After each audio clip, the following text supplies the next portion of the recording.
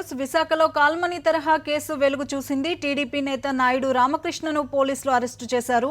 అప్పులు తీసుకున్న మహిళలను వేధిస్తున్నట్టుగా ఫిర్యాదులు వచ్చాయి. ఇప్పుడు ఆ వివరాలను పోలీసులు మీడియాకు వివరిస్తున్నారు. ఆ లైవ్ చూద్దాం. తీసుకున్న తర్వాత కొన్ని ఆర్నమెంట్స్ తను రీటైన్ చేసుకుని మిగతా కొన్ని ఆమెకు అప్పచెప్పడం జరిగింది.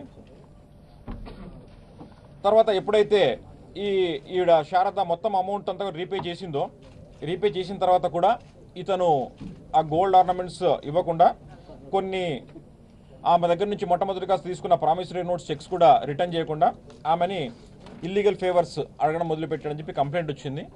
సో ఆ కంప్లైంట్స్ తీసుకున్న తర్వాత ఈ యొక్క శారదాని కూడా రిపీటెడ్గా ఒక ఫ్లాట్కి వచ్చి అదే మామూలుగానే ట్రాన్సాక్షన్స్ గురించి ఆ ఫ్లాట్కి రమ్మని చెప్పడం జరిగింది. ఆ ట్రాన్సాక్షన్స్ తర్వాత ఇతన్ని ఆ ప్రామిసరీ నోట్స్ ఇవ్వకుండా చెక్స్ రిటర్న్ చేయకుండా ఈ అమ్మాయిని కంప్లైంట్ శారదాన్ని బాగా ఇబ్బంది పెట్టిన కంప్లైంట్ వచ్చింది. సో దీనికి సంబంధించి crime number section 384, 354A, 506 case register చేయడం జరిగింది. డీటెయిల్స్కి వెళ్తే ఈ అమ్మాయి పేరు Deepati Sharada, wife of Vishwanath, 36 years. ఈవిడ ఆదర్శ్ నగర్ ఏరియాలో ఉంటుంది. సో ఈ గుడివాడ రామకృష్ణ ఈ అక్యూజ్డ్, ఇతను సన్ ఆఫ్ సింహాచలం, ఇతను విజయనగర్ కాలనీ పెదవాల్తేరు ఏరియాలో ఉంటుంటాడు అనమాట. సో ఇతని మీద మొట్టమొదటిగా మనకు కేసు రిజిస్టర్ అయింది. తర్వాత రెండవ కేసు ఎంవిపి కాలనీలో ఇతను శ్రీనివాస్ సన్ ఆఫ్ సాంబమూర్తి, ఇతను వీళ్ళ పేరెంట్స్ కూడా శ్రీనివాస్ వాళ్ళ parents retired maths professor, AVN college, ఇతనికి 89 years. వీళ్ళ దగ్గర వాళ్ళ ఫాదర్ సంపాదించిన ప్రాపర్టీస్లో ఒకనొక ప్రాపర్టీ ఈ యొక్క ఒక ఫ్లాట్ ఉంది. లాసన్స్ బే కాలనీలో 2 bedroom ఫ్లాట్ ఒకటి ఉంది. వీళ్ళ దగ్గర ఒక ఫ్లాట్ ఉండగా అనుకోకుండా ఈ శ్రీనివాస్ అనే వ్యక్తి అబ్బాయి 5 లక్షల అప్పు తెలుసో తెలియకుండానో ఈ యొక్క గుడివాడ రామకృష్ణ దగ్గర నుంచి 2008 సంవత్సరంలో తీసుకున్న తర్వాత కొంతకాలానికి ఈ యొక్క అప్పు తీర్చకపోవడంతో ఈ రామకృష్ణ వచ్చేసేసి ఈ యొక్క లాసన్స్ బే కాలనీలో ఫ్లాట్ ఉంది, దాన్ని నేనే కొనుక్కుంటాను అని చెప్పేసేసి మొట్టమొదటిగా అగ్రిమెంట్ చేసుకున్నాడు. అగ్రిమెంట్ 5 లక్షలు ఆల్రెడీ మీరు నా దగ్గర తీసుకున్నారు కాబట్టి 5 లక్షలు అగ్రిమెంట్ తాలూకా అడ్వాన్స్ అయిపోతుంది, మిగతా 35 lakhs నేను ఇస్తానని చెప్పేసి మొట్టమొదటిగా అగ్రిమెంట్ చేసుకున్నాడు. తర్వాత వీళ్ళు రిటైర్డ్ టీచర్స్, పెద్దగా అవగాహన లేదు. సో చిన్నగా నేను ఆర్టీసీ కాలనీ దూరంలో ఉంటాను, లాసన్స్ బే కాలనీకి రిపీటెడ్గా రావడానికి ఇబ్బంది అవుతుంది, మీ ఫ్లాట్ ఎలాగో ఖాళీగానే ఉంది కదా, నేను కొద్దిసేపు మధ్యాహ్నం రెస్ట్ తీసుకుంటానని చెప్పి గ్రాడ్యువల్గా ఇంటికి ఎంటర్ అయినాడు. ఆ ఇల్లు ఖాళీగా ఉంది. తర్వాత ఫ్లోరింగ్ రిపేర్ అయి ఉంది, ఫ్లోరింగ్ రిపేర్ చేసుకుంటానని చెప్పేసి ఇంట్లోకి ఫుల్ ఫ్లెడ్జ్గా ఎంటర్ అయిపోయి ఒకసారి జెరాక్స్ చేసుకుంటానని చెప్పి ఒరిజినల్ డాక్యుమెంట్స్ తీసుకున్నాడు. హౌస్ పొజిషన్ తీసుకున్నాడు. 2009 సంవత్సరం నుంచి 2014 సంవత్సరం వరకు ఇప్పటిదాకా కూడా హౌస్ పొజిషన్లో ఉన్నాడు without paying the proper amount. ఈ యొక్క కంప్లైంట్ రాగానే ఎంవిపి పోలీస్ స్టేషన్లో 448, తర్వాత 420, 506 ఐపీసీ సెక్షన్స్ కింద కేసు నమోదు చేయడం జరిగింది.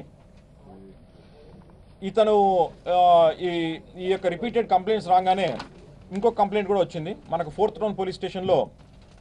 కుమారి అని చెప్పేసి వైఫ్ ఆఫ్ భాస్కర్ రావు, ఇతను బాలశాస్త్రి లేఅవుట్ దగ్గర ఒక చిన్న టిఫిన్ షాప్ ఉంది. ఈవిడ 2014లో మొదటిసారి 50,000 రూపాయలు, తర్వాత రెండోసారి 50,000 రూపాయలు అప్పు తీసుకోవడం జరిగింది. ప్రతి నెల 6,000 రూపాయలు అంటే 6 రూపాయల ఇంట్రెస్ట్ రేట్తో పే చేస్తూ ఉంది. ఈ 1,00,000 రూపాయలు ఇచ్చిన దానికి చెక్స్, ప్రామిసరీ నోట్స్ కూడా తీసుకోవడం జరిగింది. తీసుకున్న తర్వాత ఓవర్ పీరియడ్ ఆఫ్ టైం 1 సంవత్సరం లోపల వాళ్ళు ఈ 1,00,000 రూపాయలకు సంబంధించి 80,000 ఇచ్చారు. తర్వాత ప్రామిసరీ నోట్స్, తర్వాత ఈ యొక్క చెక్స్ రీఫండ్ ఇవ్వడానికి 1,00,000 రూపాయలు ఫుల్ ఫ్లెడ్జ్లో ఇచ్చినారు. అంటే 1,00,000 రూపాయలు ఇచ్చి 1,80,000 ఇచ్చారు. ఇచ్చిన తర్వాత కూడా ఈ యొక్క ప్రామిసరీ నోట్స్, చెక్స్ రిటర్న్ ఇవ్వకుండా అతన్ని ఆ కుమారి అనే లేడీని ఇంటికి రమ్మని పిలిచాడు. సో ఈ విధంగా హరాస్ చేస్తుంటే ఈ యొక్క బాధితురాలు పోలీస్ స్టేషన్లో కంప్లైంట్ ఇస్తే మనము ఒక case number crime under section 509, 506, section 5 of pawn broker act కింద కేసు రిజిస్టర్ చేయడం జరిగింది. సో ఇతను అన్ని చోట్ల కేసెస్ రిజిస్టర్ అయితే ఈ యొక్క రామకృష్ణ పరారీలో ఉన్నాడు. సో దీన్ని మధురవాడ ఏసీపీ తర్వాత అరిలోవా ఇన్స్పెక్టర్ కింద ఒక టీం ఫామ్ చేసి ఇతనికి ట్రాక్ చేయడానికి పంపించడం జరిగింది. వీళ్ళు డిఫరెంట్ ప్లేసెస్లో ఒక 6 to 7 days తిరగడం జరిగింది. తిరిగి అతన్ని అప్రహెండ్ చేయడం జరిగింది. తర్వాత సబ్సిక్వెంట్గా ఈ యొక్క అక్యూజ్డ్ కోసం మనము వెతుకుతుండగా హౌస్ సెర్చ్ చేయడం జరిగింది. ఈ హౌస్ సెర్చ్ చేసినప్పుడు ఇతని ఇంటి దగ్గర మహీంద్రా XUV ఒకటి, ఒక Hero Pleasure motorcycles, sign చేసిన చెక్స్ 37, ఒక 39 ప్రామిసరీ నోట్స్, తర్వాత ఒక 4 కత్తులు, LIC బాండ్స్, ప్లెడ్ చేసిన విక్టిమ్స్కి ప్లెడ్ చేసిన బాండ్స్, ఇవన్నీ కూడా దొరకడం జరిగింది. ఇవన్నీ కూడా చూస్తే ఇతను ఎగ్జార్బిటెంట్ రేట్ ఆఫ్ ఇంట్రెస్ట్కు ఇవ్వడం జరిగి బాధితుల్ని ఒరిజినల్ ప్రామిసరీ నోట్స్ చెక్స్ ఇవ్వకుండా వాళ్ళ దగ్గర ఇల్లీగల్ ఫేవర్స్ని ఎక్స్పెక్ట్ చేస్తున్నాడు. సో అతని కోసము ట్రాక్ చేసి ఈరోజు అప్రహెండ్ చేసి జ్యుడిషియల్ రిమాండ్ని పంపించడం జరిగింది. సో టోటల్గా ఇతని మీద 3 cases మన దగ్గర రిజిస్టర్ అయింది. So this fellow Gudivada Ramakrishna has been finally arrested and he is being sent to judicial remand. ఇతను స్పెసిఫిక్ ఇన్ఫర్మేషన్ ప్రకారం వైజాగ్ దగ్గర పట్టుకున్నాం. టీం వెళ్ళింది. See, this fellow is moving around. He went to Chennai, he went to Bangalore, he went to Tirupati. So ultimately he came back. So we caught him. చెప్పండి, ఏం కావాలి?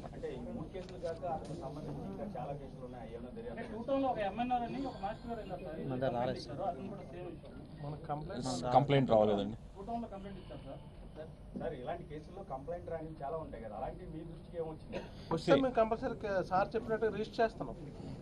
మనం ఇప్పటిదాకా not only this allegation, sexual harassment అలిగేషనే కాకుండా ఏ complaint ఇచ్చినా కూడా we have registered the cases. So 32 cases register చేసాం మనం. So there is no question that no complaint is not registered అన్న ఇదే లేదు. So anybody can come. మీరు చెప్పిన 2 townలో ఏదో కంప్లైంట్ చెప్పారు. Probably if they have approached us, if they approach the police station, probably the case would have been registered. చెప్పాను కదా, హైమావతి కంప్లైంట్ ఇవ్వలేదండి.